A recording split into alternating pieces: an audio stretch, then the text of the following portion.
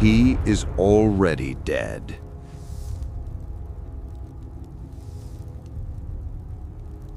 At least, that's what the report says. The paper is still fresh, the ink not fully dried, yet the decision has already been made. Another name added to a list that grows longer every day. Private Mikhail Sokolov, killed in action.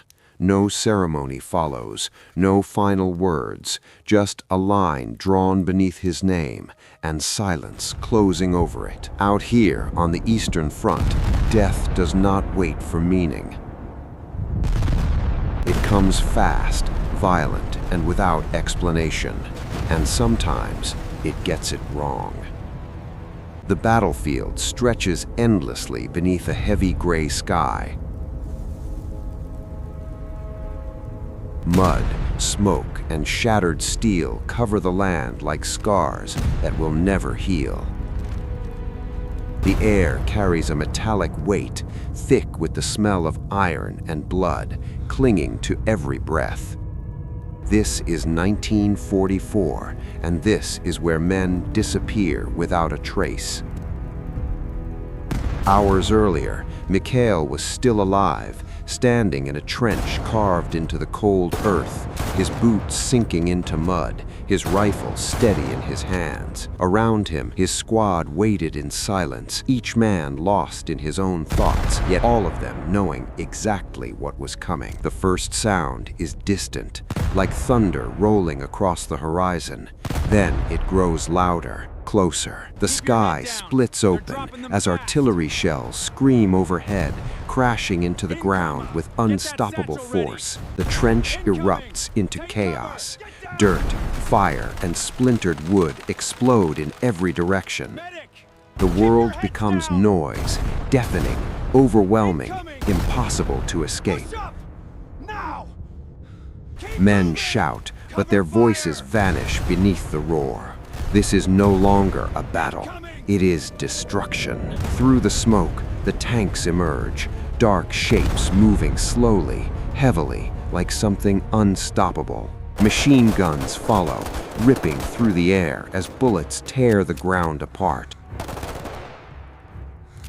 One soldier falls beside Mikhail. Another tries to move and is gone before he can take 2 steps. Everything collapses at once. Mikhail raises his rifle and fires once, twice, again, but the enemy keeps coming, closer, closer, and then a flash, a blast, and everything disappears into silence. When the dust settles, there is nothing left. The trench is gone, the line is gone, the men are gone. Bodies lie scattered across the broken ground, surrounded by burning wreckage and rising smoke. And in the middle of it all, Mikhail lies still. Hours later, medics arrive. They move from body to body, checking for signs of life. One by one, they find none. No pulse, no movement, dead. When they reach Mikhail, they pause only briefly. A hand checks his neck. Nothing. Another listens for breath. Nothing. His body is cold, his face still. They tag him, record his name, and move on. Private Mikhail Sokolov, dead. But death is not always the end. Somewhere in the silence, something shifts. A breath breaks through the darkness, sharp and painful. Mikhail's chest rises suddenly as air forces its way back into his lungs. His eyes open. For a moment, there is nothing but confusion, no sound, no clarity, only pain. Then it comes all at once. Every nerve in his body ignites. He tries to move, but nothing responds. Seconds pass, or minutes, before his fingers twitch, digging weakly into the mud. He is alive. Around him, the battlefield continues as if nothing happened. Gunfire echoes in the distance.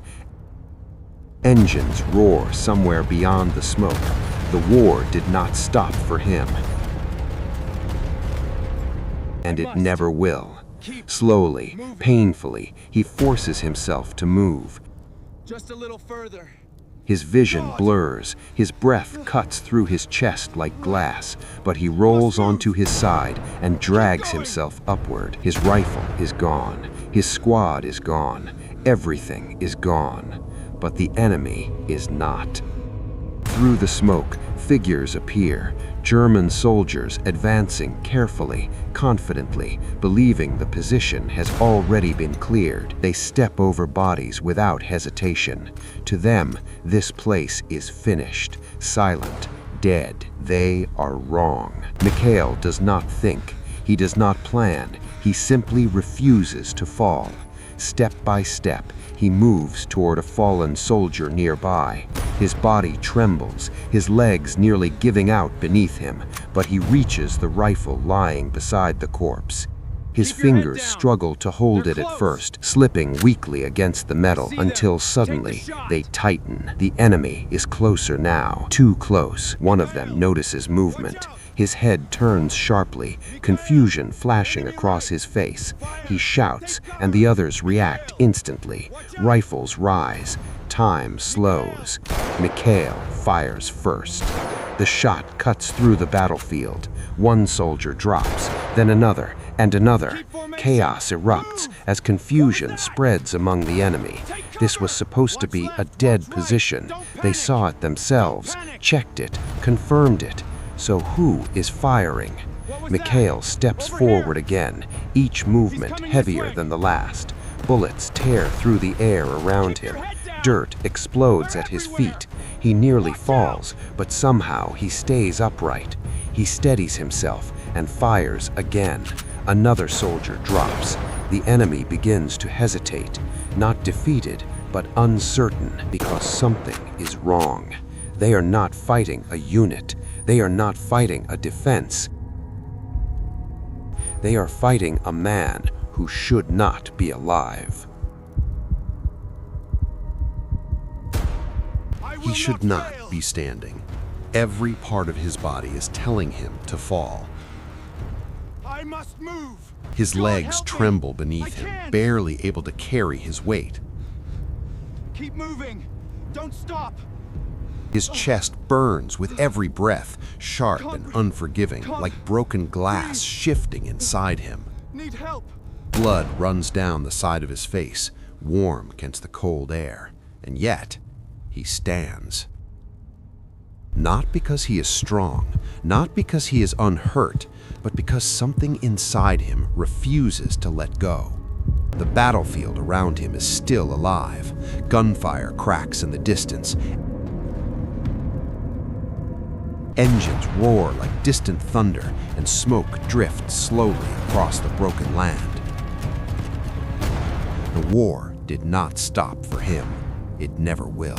Mikhail blinks, struggling to focus as his vision fades in and out. For a moment, everything sharpens. The mud, the bodies, the burning wreckage, and then it blurs again. But one thing becomes clear: Keep your eyes open. movement. Through the smoke, figures begin to there. take shape. I see them.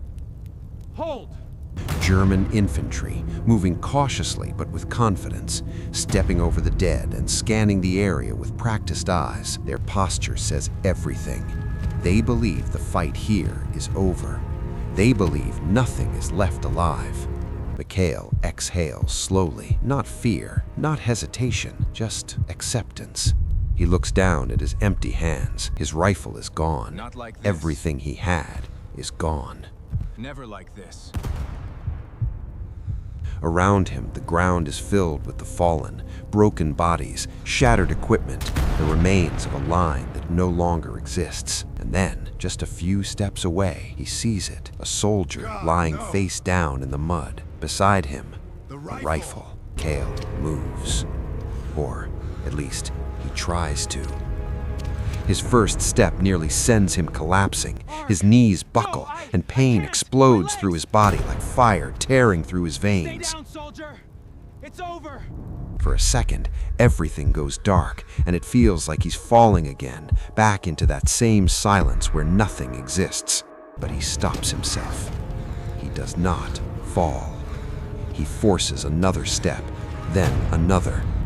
each one slower than the last, each one heavier, as if the ground itself is trying to drag him back down. As if death is reaching for him again, trying to finish what it started. Not yet. He reaches the fallen soldier and drops to one knee. His hand trembles as he grabs the rifle. I'll finish it. For a moment, his grip slips. His fingers feel numb, weak, disconnected. It almost falls from his hand. Then, something changes. His fingers tighten. The rifle steadies. He rises again. Barely. The enemy is closer now. Too close. One of them stops. A flicker of movement catches his eye. His head turns sharply and peers through the smoke, trying to understand what he's seeing. A man, standing, alone. Confusion crosses his face instantly. That's not possible. This position was cleared. You remember me. They checked. Everyone here is supposed to be dead. He shouts, a warning that cuts through the air. The others react immediately. Rifles snap upward, boots shift into position, eyes lock on the threat. Time slows. Mikhail raises his weapon. His arms shake violently, barely able to hold the weight.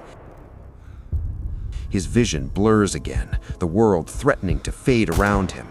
For a moment, he almost loses focus, almost lets go, but something inside him refuses. Take cover. He fires. Get down. Got him. The shot cracks through the battlefield, sharp and final. One soldier drops instantly. The others freeze. Just for a moment, just long enough. Mikhail fires again. Another falls. Now, everything breaks. The German soldiers scatter, moving for cover, trying to make sense of what is happening. Over there. Some drop to the ground. Others raise their rifles, searching desperately for targets that don't exist. Their voices rise, overlapping in confusion. This doesn't make sense. That position was dead. They saw it. They confirmed it. So who is shooting? Get down. Mikhail steps forward. One slow, painful step. Then another. Keep moving. He keeps firing.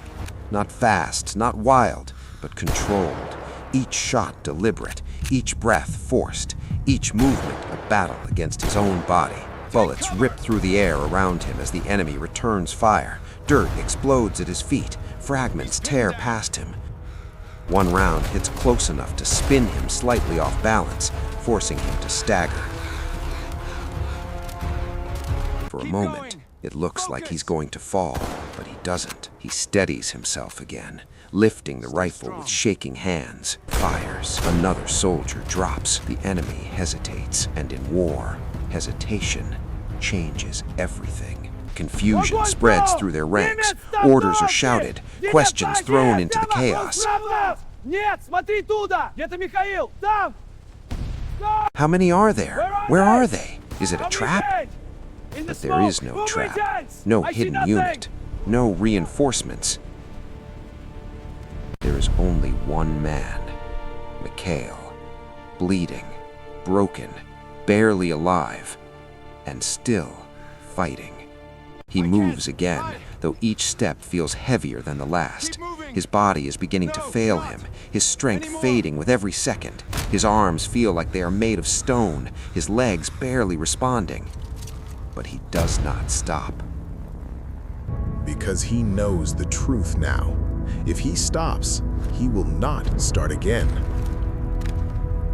A bullet tears through his sleeve. Another slams into the ground inches from his foot. I'm hit, but I'm holding.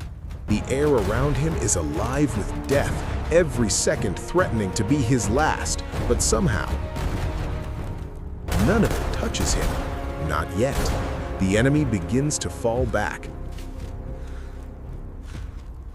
Not in full retreat, not in order, but in uncertainty, in hesitation, because something about this is wrong, deeply wrong. They are not fighting soldiers anymore. They are fighting something they cannot understand. A man who should not be alive. Mikhail lowers his rifle slightly, not in surrender, but because his strength is slipping. His arms feel too heavy now. His vision narrows, the edges of the world begin to fade again, but he stays on his feet because he has already crossed not the fall line here. once, and he refuses I will to stand. cross it again.